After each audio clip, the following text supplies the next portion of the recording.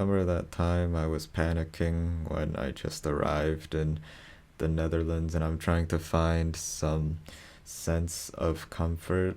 Well, I have achieved that since I am a month in, although there's still a lot of negative things going on, and I know I'm gonna sound real sad and depressed throughout this video. I'm feeling fine right now. Everything could be better, but that's really all the time, so whatever.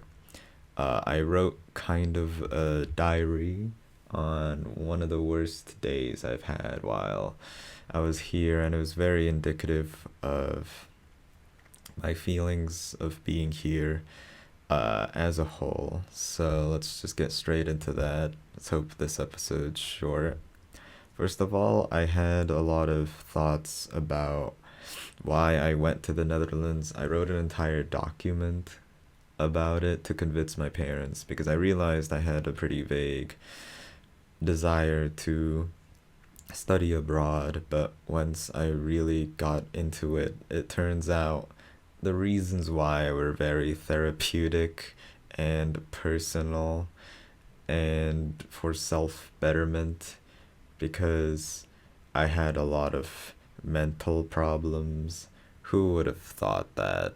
So, what I realized why I wanted to go to the Netherlands was because it was akin to dying.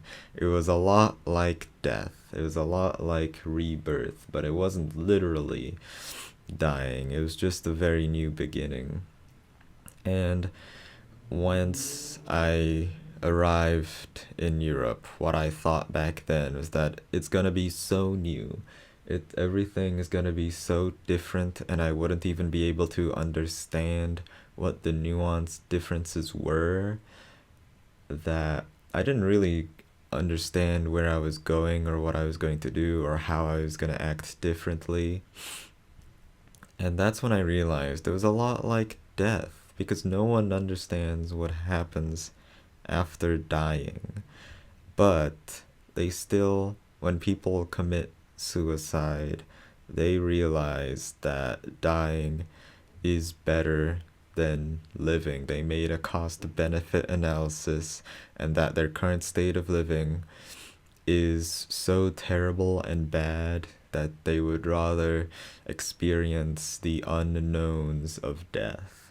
And that's similar to why I went to the Netherlands, basically. Now that I am here, I'm just gonna talk about the differences that have occurred. And I kind of, as I've mentioned, diary is just like, I wrote 2,500 words. Okay, I'll just summarize this. Basically, another reason why I wanted to leave Indonesia was because everyone spoke in a different tongue. Basically, everyone had a different understanding of the world that I had back there. Everyone was very social and liked being around other people, but I didn't like, and they like being people that were people like them. Like, they liked football and they have this general same hive mind sense of wanting to be social and talking about similar things. Point is, I didn't fit in, so I decided to go to the Netherlands because I didn't know what it was gonna be like. But I knew one thing for sure is that it was going to be more open and accepting because the Netherlands is just that kind of place. There's going to be a lot of international students like me. So I thought, all right, you know, they would accept me probably. They're used to people being different. But as it turns out, I was too different from other people. Like, everyone pretty much still has the same interests. So that sucks. It's just that everyone's more individualistic, I suppose. Um, but even if they were, they still have the acceptance and openness to be social.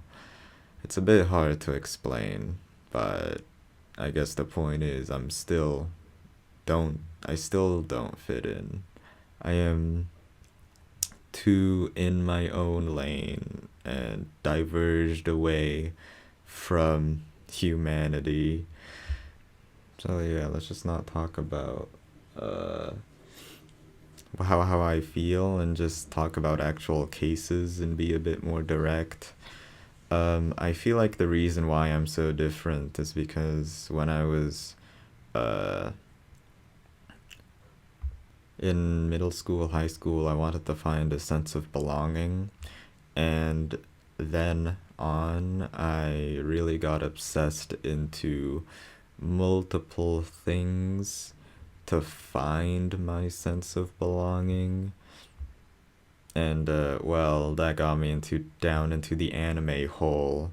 350 anime in, which is way more than anyone should ever watch, unless they want to be a complete loner with no friends. And like, I everyone does watch some anime. Everyone's aware of it. And this is not just an anime thing, but it's a good example.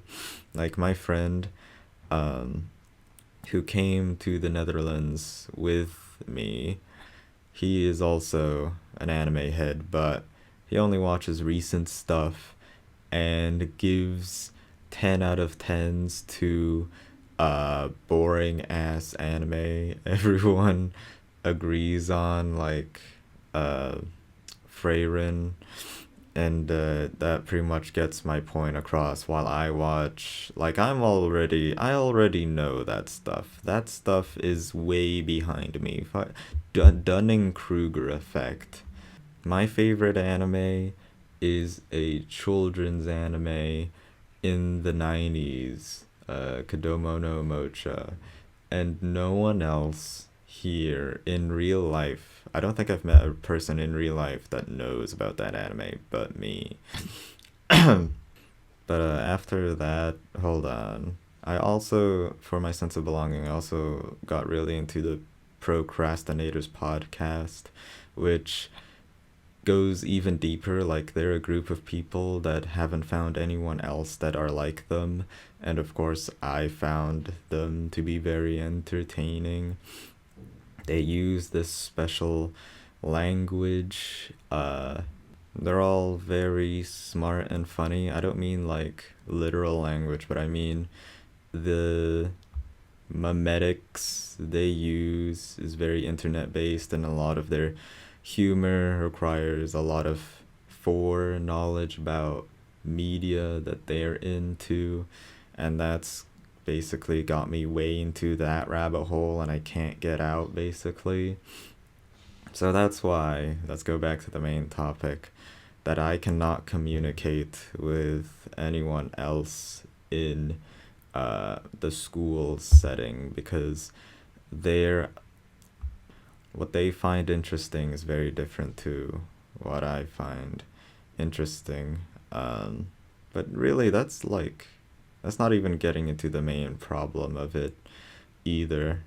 Like, I don't have fun with them, but they spend a lot of time having fun. Like, a lot of group projects that I had was mostly just, all right, we're only here together so we could finish our project and never interact with each other again.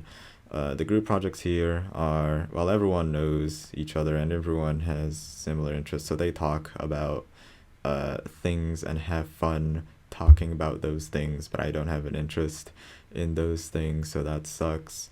But not just that, everyone has actual experience in the industry, and that is the complete opposite of just everyone in general back where I was, everyone still thinks they're a newbie and, haven't actually worked yet. But over here, everyone uh, already understands what they have to do and what they have to be knowledgeable in, like a lot of technical and soft skills that is so above me that I can't even keep up with the conversation or say anything worthy that anyone should comment on. Like it feels like whenever I talk to them, they're teaching or lecturing me instead of having an actual conversation between peers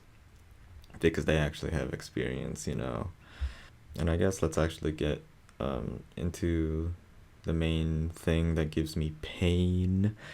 Uh, like during every conversation that I have with my group, even when they are being serious, uh, I am unable to say anything again worthy, so I just sit in silence and also just contribute nothing, which is similar to how I behaved back in Indonesia. But at least, I mean, sometimes they did kind of talk above me, and I wasn't able to follow along because instead of actually having leadership skills and having the goal in mind for the group, I'm just kind of a mindless drone who does whatever the group asks me to, which is rare because we're peers and you're not meant to think of your peers as underlings. But over here, like, that's not acceptable behavior in any way, shape, or form. Uh, Everyone, again, has this sense of individuality, so they respect you, but I honestly don't think I'm worthy of that. Like, I can't keep up with them, so I might as well be under them. So yeah, I don't contribute, not because I don't want to, but because I can't. I literally cannot say anything that would further the conversation in a way that would help them solve their goal. Even then, I'm kind of so unsure of what the goal is sometimes and how to achieve it. So uh, instead, a lot of the time, conversations when I'm involved become me trying to understand what the goal is. Sometimes it's probably worse than what I'm saying it is. No, not it's the other way around. I'm exaggerating the situation because I do help, make and do and write stuff, but it's not like very leadership like. But you know what? I guess there is a positive. I mean, let's finish this point. I feel completely useless because I don't say anything, and it makes me feel bad because, like, my parents paid for me to be here. The figure stays above my head because it's like 8 times more expensive to live here than it is back there. And whenever I'm in those conversations, I don't do anything, and it's like I feel very guilty of wasting everyone's time and money. It feels terrible, man. So yeah, uh, feels even I feel even more worthless than I did back then. Hilarious. Uh, Never mind. I got myself sad. You know what? 14 minutes is long enough for an episode, and I don't have a solution either. It's just I hope it's gonna go well. I hope to like this instead of a feeling of comfort now. I mean, trying to find and achieve a sense of comfort like it was in the first video when I came to the Netherlands. Now it's trying to find a sense of like belonging again. Like I had a era of realizing I'm not a normal human being and embracing that fact for a while, and now that there's this push to become one again after coming here, I am starting to realize I am too different to succeed in this walk of life, aka actually working. The reason why I don't feel too terrible about all of this, about feeling worthless, you know, I've put so much effort and time into it, and everyone expects me to. Like, that, that's bad. But what's good is that I think I have skills in other departments, such as expressing myself in artistic ways and having a bit of success through it. Even then, I'm having a little bit of trouble um, properly doing that and giving what everyone expects out of me and not failing. But still, I think I have potential in that, right, that I've never seen anyone in my real life do. But they have, like, people that I admire on the internet have the same, or I have the same qualities that they do, being artistic in nuanced ways. So that's what I kind of want to do with my life. And this is just kind of another. I remember making a video similar to this called, like, Why I Won't Die Just Yet and What Fears Me. And this is kind of the same lesson, moral as that, but it's taking it too far. Like, I've invested too much in trying to actually make my working life work, instead of, well, whatever, the other way around. Like, I've realized that I want to break free. I'm starting to realize a lot of my life is this effort to live life, like, do what you love and love what you do, you know? Because I already know what I want to do. I know a lot of people that don't know what they want to do, but I know what I want to do. It's just trying to find myself in that position is hard. So yeah, that's kind of it, I guess. You know what? I also like cooking here, but that's it. That's the only positive of being in the Netherlands. Yeah, I don't want to make this any longer than I have to. So consume everything, and goodbye. Me, sad boy.